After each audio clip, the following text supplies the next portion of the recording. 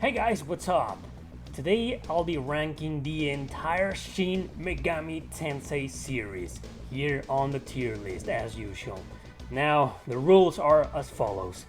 I'm only gonna rank the ones that got an English release, like an official English release. There are several of these games that never came out of Japan that I know are fan translated, but I haven't played them. And of course, I'm not gonna cover the Persona games, alright? Just all the other Shin Megami Tensei titles. And with that clarified, let's begin! So you know the drill. S means the game is a masterpiece, A means the game is excellent, B means the game is great, C means the game is good, D means the game is mediocre. Alright, and we're gonna start with Soul Hackers. This is Shin Megami Tensei Devil Summoner Soul Hackers. Long ass name, huh? Anyway, this was originally released on the Sega Saturn, but we never got that version until the remake on the 3DS. That's the version we all got, even in Europe, I'm pretty sure. And it's a very good game. I really enjoy this game to pieces. I know it's very hard, and it's kind of hard to get into because it's one of those dungeon crawlers in first person, and I'm not exactly a fan of those, but when I play this game, I just couldn't stop playing it. And since I'm a huge Shin Megami Tensei fan, I just couldn't resist. I put up with all the ginormous and really long labyrinths, dungeons, and it was tedious. And that alone is the reason this game is no masterpiece, because it's just so tedious to go sometimes into these dungeons. But other than that, story, characters, battle system, the music, oh man, this game is amazing. This game is a straight A tier for me. Next on the list, Shin Megami Tensei Nocturne, everyone's favorite.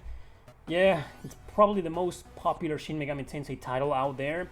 And yes, it's one of the hardest JRPGs of all time. My problem with this game has never exactly been the difficulty. It's always been the grind fest. How you constantly need to grind for certain bosses, and how for certain bosses you need to have like the right demons, and to get the right demons you kinda need to grind, so it's an endless circle of bullshit. Yeah, anyway, Nocturne is another excellent game, and it goes into the A tier as well. Next on the list is Shin Megami Tensei IV.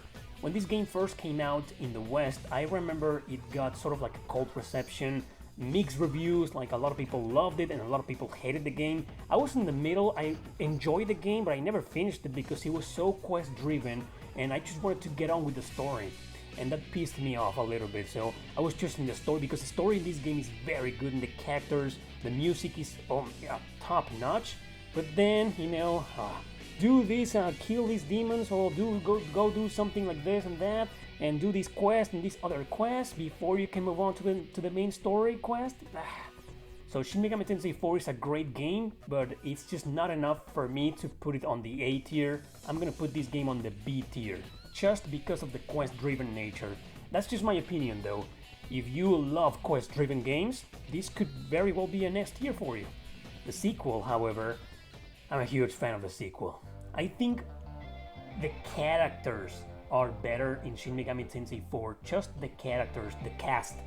Everything else is better in Apocalypse. And it's a sequel to the neutral ending of Shin Megami Tensei IV. And you're probably wondering, do I need to play Shin Megami Tensei IV? Well, like I said before, I didn't finish Shin Megami Tensei IV, and I went straight to this game and I finished it and I loved it. Sure, I didn't understand a few things, but overall, since I put a few hours on Shin Megami Tensei IV, I managed to understand the basic premise of Apocalypse. This game is a masterpiece in my opinion. It's just the characters were a little bit more on the Persona side than anything else, and some cliches here and there. That didn't bother me that much, and everything else, specifically the music, whoa. You guys know I'm a huge fan of this game. This is a masterpiece, S tier for me. Next up, Digital Devil Saga 1 and 2. Digital Devil Saga is a very underrated RPG, but the problem is that it's also a huge grind fest, and the dungeons are somehow, I felt the dungeons were not exactly bigger, but kind of tedious, because they involve puzzles where they make you go back and forth between areas, a lot of backtracking, kind of like a Metroidvania of some sort, and that reduced the excitement sometimes. So these games, they're very good, but they just aren't excellent. They're just not there. So I'm gonna rank these two on the B tier as well. Still great games. Next up is one of my personal favorites as well, Devil Survivor Overclocked. As you can see down here, I am talking about the 3DS versions, which are the complete and superior versions, because the normal DS versions are tough as nails and brutally unbalanced. Still great and everything else. I mean, it's the same story in both versions. It's just Overclocked and Record Breaker, which are the ports, and Hard Sports include a very long extra episode, like at the end. So that's a big plus. This game is a masterpiece, man. It has everything you need for a great, extremely good strategy RPG. And gameplay-wise, the second one is just as good, but I felt the story in the first game to be even better because it focuses more on the story and the causes of what's going on between the lockdown in Tokyo, in the city. And the second game is just overflowing with cliches and stereotypes and a lot of fan service that just wasn't necessary and some lolly crap. Yeah, you get the idea. I'm gonna leave it here on the A tier. That's just my opinion. Gameplay wise, they're both equally amazing. Coming right up, we've got two criminally underrated games, the ones nobody played. These two are kind of like hidden gems because a lot of people don't know they are on the PlayStation 2. The first one is called Raidou Kuzunoha, that's the name of the main character. Raidou Kuzunoha versus the Soulless Army, and the second one is Raidou Kuzunoha versus King Abaddon. The second one is a direct sequel to the first one, and gameplay-wise, I felt it was a small improvement. I usually treat and rank these games in the as if they were one game. But I think, unlike Digital Devil Saga, these two could be treated separately. And they're action RPGs. Kind of hard to believe, right? Because 9 out of 10 Shin Megami Tensei games are turn-based. Nope, these are action RPGs, believe it or not. And yes, you play as Raidou, and you can still recruit demons to fight by your side. They do get a little bit tedious sometimes, and some really unbalanced boss battles, but they're cool games, and you do some investigation here and there, and that adds up a lot of the fun. So these two, well, like I said before, they're kind of unbalanced and a little bit hard to get into, so I'm gonna rank them both on the B tier. Great games, could have been better, both of them. Next in the list, we've got, once again, two games. There are twin games. These are Shin Megami Tensei Demi Kids, light version and dark version. Sounds familiar? Yeah, this was Shin Megami Tensei's love letter to Pokemon. Even though Shin Megami Tensei kinda influenced Pokemon because it came before you recruit demons and train them and fight with them. Yeah, and they still made a Pokemon clone? Anyway, these two games on the Game Boy Advance are pretty standard RPGs. You gotta love Pokemon and be into Pokemon to really enjoy this game. If you like Shin Megami Tensei a lot and Pokemon, you're gonna love these games, I guarantee that. But I'm a huge fan of Shin Megami Tensei, but I'm not a fan of Pokemon. So, to me, these games, they're pretty darn decent, they're good games, and I enjoyed these games more than any other Pokemon game, right? But still, these are C-tier games for me.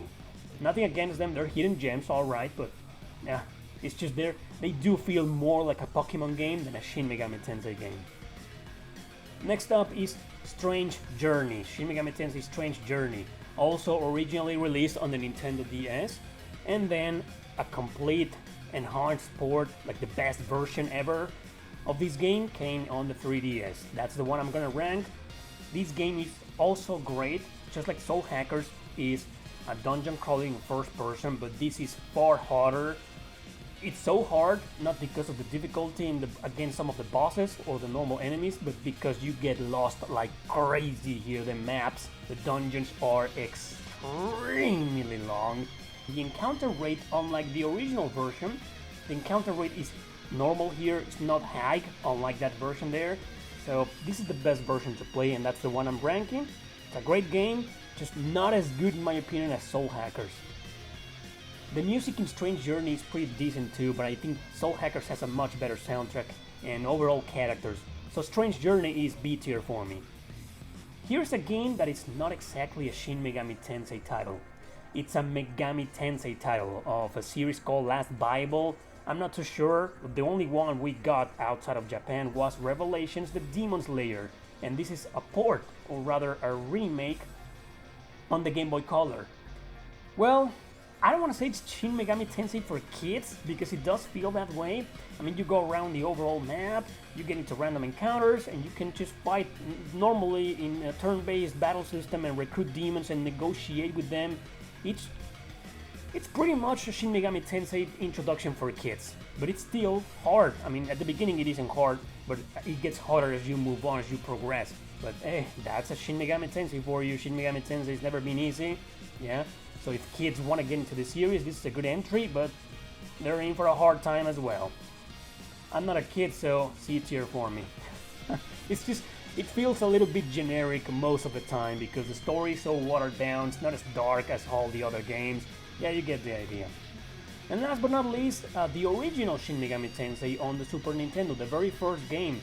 This game was released in a lot of systems like the PC Engine, I think there's also on the Game Boy Advance, and not a single version was released outside of Japan, except the mobile phones version, the iOS version.